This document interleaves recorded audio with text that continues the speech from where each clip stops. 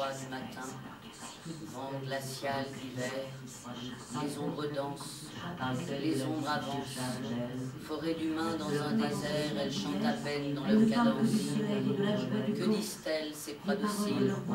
Parlent-elles de la vie qui s'échappe d'elles, de leur passé? Le matin, quand nous partions effectuer le travail, les corvées, nous chantions la chanson du camp, apprise par cœur à coups de matraque, à coups de schlag. C'est plus facile de me livrer à quelqu'un comme vous, quelqu'un que je ne connais pas, quelqu'un qui m'en a fait la demande. Mais une photo c'est qu'une photo. On ne peut pas comprendre.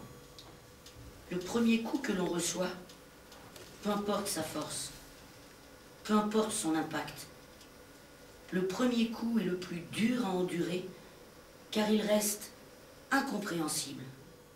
On ne peut pas comprendre. Là-bas, tout le monde avait un rôle bien précis.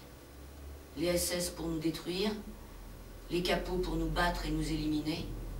Et nous, notre rôle était de subir.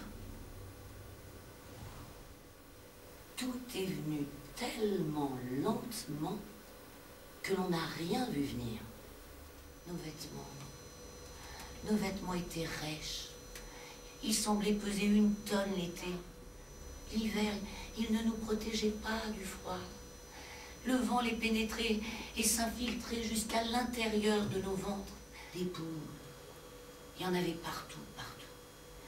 Les poules, c'était synonyme de crasse, de typhus, de mort. Alors ils se montèrent dessus, les vivants marchant sur les morts, les survivants marchant sur les cadavres des victimes. Je regardais mon vêtement et je me rendis compte qu'entre les poux et nous, il n'y avait pas de différence. Nous étions des insectes. C'est si triste à dire.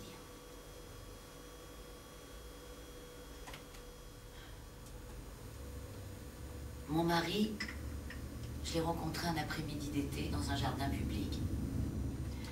Alors je lui ai souri et je lui ai dit « Je récupère le soleil qu'on m'a volé ». Pour comprendre ce quotidien, si tant est qu'on puisse le comprendre sans l'avoir vécu, disons, pour se faire une idée de ce qui s'était passé là-bas, je voulais qu'il apprenne la vérité expliquée par d'autres que moi. Il remarqua mon tatouage et pendant un instant, il devint blême, comme s'il comprenait.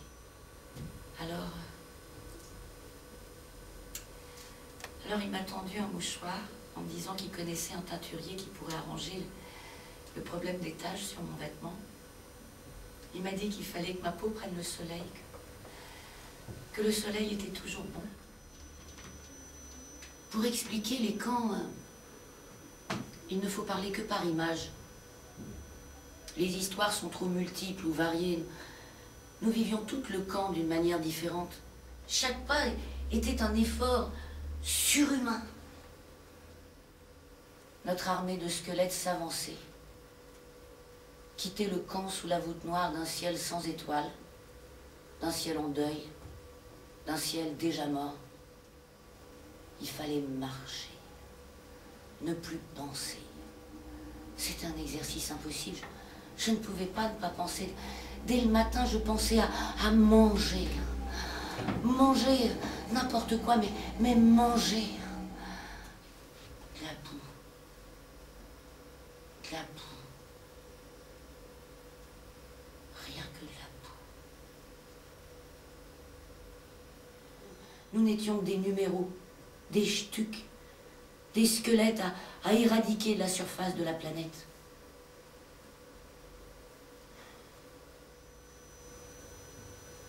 Nous étions au fin fond de l'enfer, là où l'homme s'affronte avec lui-même sans la croyance d'un Dieu. Vous comprenez pourquoi je ne veux pas que mon mari soit là à écouter ce que je vous raconte. C'est difficile d'entendre ce langage dans la bouche de quelqu'un qu'on aime. Et c'est difficile de se montrer à quelqu'un qu'on aime tel qu'on fut vraiment. Parce que je sais qu'elles viennent me voir dans mon sommeil. de mon lit. Par la fenêtre, je regarde le lampadaire de la ville. Il éclaire la rue d'une lumière qui me fait penser à celle des projecteurs du camp.